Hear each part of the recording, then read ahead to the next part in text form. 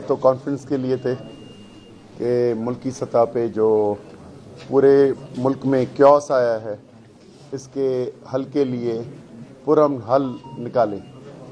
लेकिन क्योंकि ये जो पिछले साल 8 फरवरी को जो फैब्रिकेटेड ब्यूरोक्रेसी के थ्रू जो मैनेज इलेक्शंस हुए हैं उसके बाद ये इस आवाज़ की ज़रूरत नहीं, इसलिए कहीं कॉन्फ्रेंस भी नहीं करने देते। ये मामला आज का नहीं है। मैं सिर्फ 2-4 मिनट में अपनी चीज़ें रखूँगा कि पाकिस्तान के इंसेप्शन से हम इसको इसी तरह देख रहे हैं। पाकिस्तान का पॉलिटिकल इंसेप्शन 1940, फिर सिंध असेंबली में 43 में रेजोल्यूशन आई, फिर वर्ल्ड वॉर 2 के बाद 46 के बाद एक नई चेन आई, और हम लगता है कि पॉलिटिकली तो जो भी फैसला हुआ 14 अगस्त को, लेकिन इंटरनेशनल ब्रोकेज के हाथ में आ गए, और उसके नतीजे में जो हमने फैसले किए वो एक परमानेंट नहीं है, ना परमानेंट आइडियोलॉजी ना परमानेंट सिस्टम, और उसके सिलसिले में आ रहे हैं।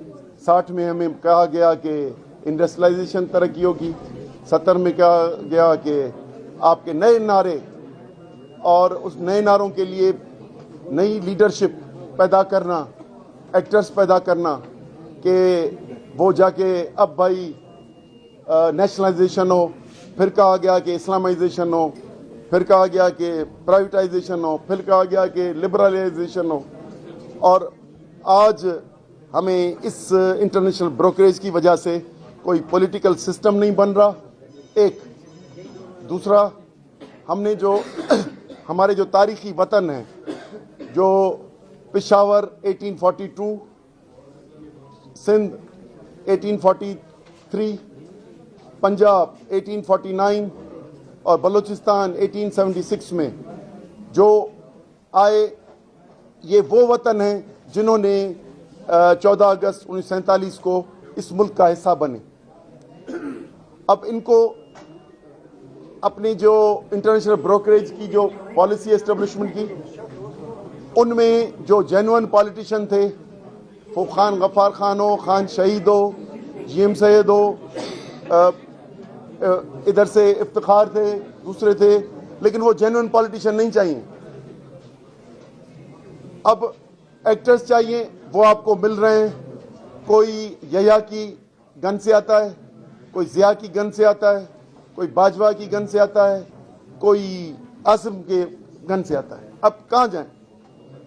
या तो सियासत के परमानेंट सिस्टम जो है पार्लियामेंट का बंद कर दें, बता दें कि भाई ये बादशाही है, या एक सिस्टम कोई कर लें, तो कम से कम हमारी सोच तो तरक्की के दूसरे ऑप्शंस की तरफ देखे। लेकिन हमें कहा जाता है कि ये सिस्टम है, पार्लियामेंट्री सिस्टम, इसके थ्रू चलना है। फिर उसके लिए जैसे हैदरी साहब ने कहा, बलोच साहब ने कहा कि फिर मुख्तलिफ तहरीकें बनी और वो रेस्टोरेशन ऑफ डेमोक्रेसी के लिए बनती आती हैं। जब वो सिस्टम इसके लिए बना ही नहीं है, हमें बताया गया है कि भाई ये आप जो हम इंट्रोड्यूस करते हैं वो नारे, प्रोग्राम और लीडरशिप वो आपको कबूल भी करवा लेते हैं, फिर वो चेंज करते हैं, तो हम कहाँ जाएं? तो मुझे नहीं लगता, क्योंकि मेरी ओरिजिन एक जीएस इंस्टीट्यूट फेडरेशन से बनी, जो हम 80s में ये कहते थे कि भाई इस जो है वो शेर जो आदमखोर बन जाए, हम ये मिसाल देते थे, ये 71 की वजह से, तो फिर वो आदम ही खाएगा। तो डेमोक्रेसी जो खाने की आदत हो गई है, अब वो डेमोक्रेसी खाएगा। तो इसलिए हमें अपना अलग वतन करना चाहिए। हम 80s में ये करते थे, लेकिन बने कि भाई ये मुल्क है, हम इसमें चलें साथ मिलके, और अपने लिए, अपने लोगों के लिए एक डेमोक्रेटिक सिस्टम, अपने वो तारीखी वतन जो इस मुल्क में शामिल हुए हैं, उनकी ऑटोनॉमी भी हो और उनके लोगों की सिक्योरिटी और ग्रोथ हो।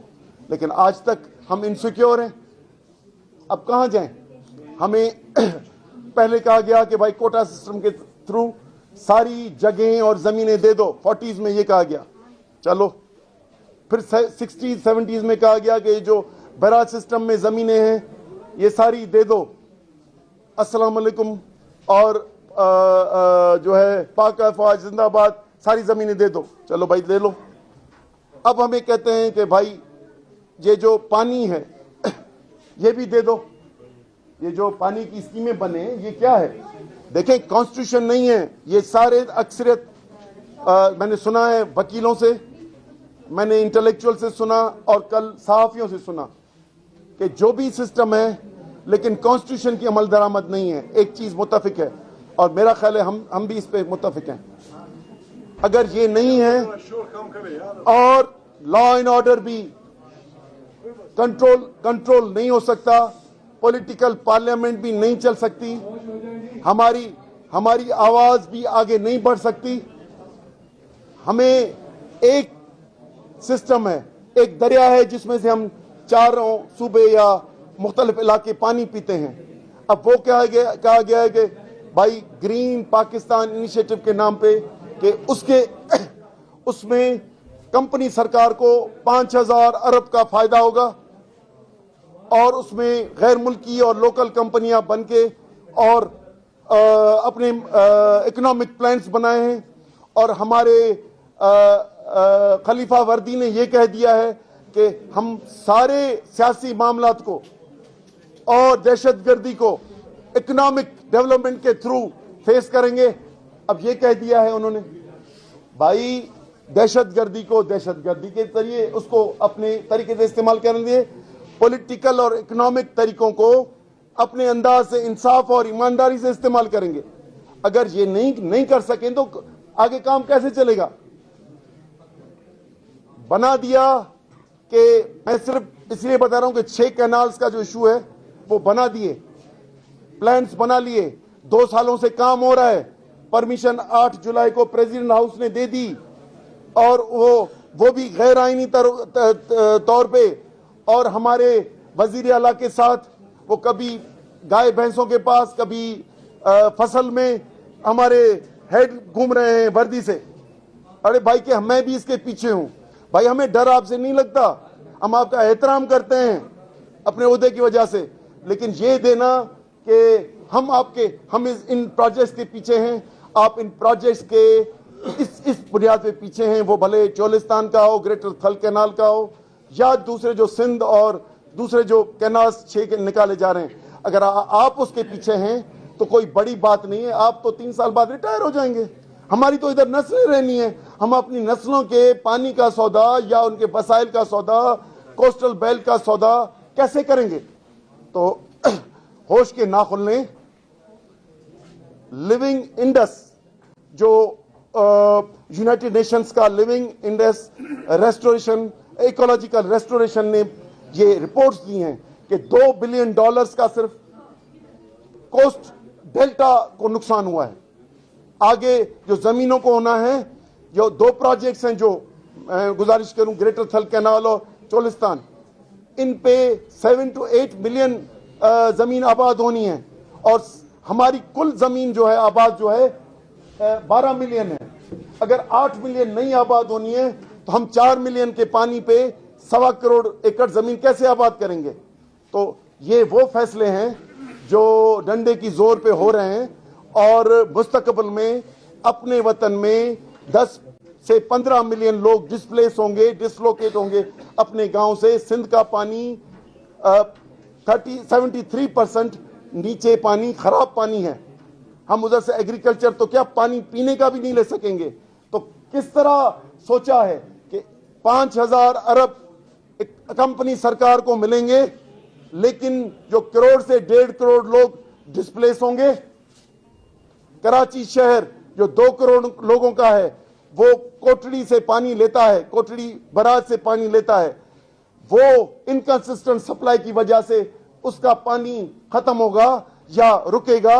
تو 2 کروڑ لوگ کیا سال میں جمع کر کے رکھیں گے اور سال میں 2 مہینے میں اور 10 مہینے وہ پانی پیئیں گے؟ تو یہ جاہلانہ فیصلے بند کریں، ریاست کو انصاف کے ساتھ چلائیں، اگر کانسٹیٹیوشن نہیں ہے، میں صرف یہ سوال کر کے ختم کرتا ہوں، اگر کانسٹیٹیوشن پہ عمل درآمد نہیں ہو رہا، شفاف الیکشن نہیں ہو سکتی، اور نئے نعرے اور نئے لیڈر آپ کے آتے رہیں گے اور مفاہمت اور مصلحت کے نظر پوری سیاست کو کبڑا کر دیں گے، ہمارے درمیان ایک یہ نہر ہے جو ہم ساتھ مل کے پانی پیتے ہیں، اگر اس کو گڈو تک یا توسا تک ختم کر دیتے ہیں تو پھر ہمارے درمیان کون سا جواز ہے ساتھ رہنے کا؟ کانسٹیٹیوشن بھی نہیں ہے اور لا اینڈ آرڈر بھی نہیں ہے، پالیٹکس بھی آزاد نہیں ہے، الیکشنز بھی آزاد نہیں ہے، اور پانی بھی ایک دریا سے نہیں پی سکتے، جبکہ یورپ کے ڈینوب لیں، رائن لیں، جو بھی نائل لیں، افریقہ کی 8 ملکوں سے بہتی ہوئی آ رہی ہے، اور 8 ملک جو ہے خوشی سے گزار رہے ہیں۔ ڈیلٹا جو ہمارا جیول ہے، دنیا میں جن ملکوں کے پاس ڈیلٹا ہے وہ خوش نصیب ہوتے ہیں، وہ خوشحالی ہے۔ آپ کسی بھی یورپ میں جو دوست گئے، میں بھی 40-50 ملکوں میں گیا ہوں، جن کے پاس بھی ڈیلٹا ہے وہ خوشحال ہیں اکثریت۔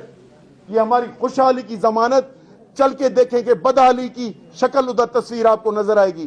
تو اس ٹائپ سے فیڈریشن نہیں چلتی، چلانی ہے تو ٹھیک چلیں، ورنہ لوگوں کے نسلوں کی، ہمارے سندھ میں یہ تو ہوگا، آئندہ پورے نسل دیکھیں گے، جب ابھی ہم 20% سے 25 سالوں سے کم پانی لے رہے ہیں، ٹھیک ہے، لیکن جب یہ 80% تک پہنچے گا تو آئندہ نسل کس طرف دیکھے گی؟ یقیناً یہ اسلام آباد کی طرف نہیں دیکھے گی، اپنے کوئی نئے راستے تلاش کر کے۔ مہربانی کیجیے۔